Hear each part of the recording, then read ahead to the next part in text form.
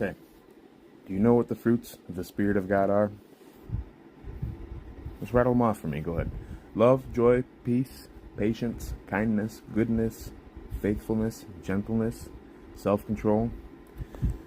These are the fruits of the Spirit of God. When I was a little kid, we used to sing that in church. And, so I have a point with this. We're going to be here at Galatians 5, verse 16. So, I say then, walk in the Spirit, and you shall not fulfill the lust of the flesh. Interesting.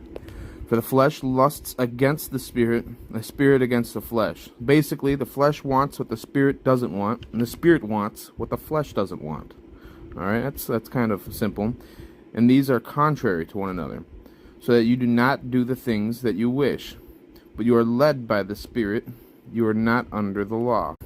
The next verse is where it goes into the works of the sinful fruits. Now, my Bible has a decent representation of this. It has a good reading of it.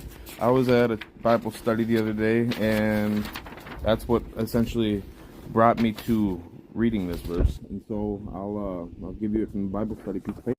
So quickly, in the New King James Version, now the works of the flesh are evident, which are adultery, fornication, uncleanliness, lewdness, idolatry, sorcery, hatred, contentions, jealousies, outbursts of wrath, selfish ambitions, dissensions, heresies, envy, murders, drunkenness, revelries, and the like, which means there are some other things that aren't necessarily added in there.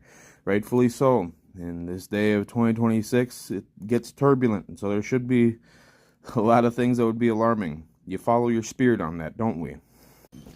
But in today's speaking and what we know of the dictionary, you can't always rely on easily understanding those things. So I'm going to give you a picture real quick. Go ahead and pause it if you need to see what's going on with it.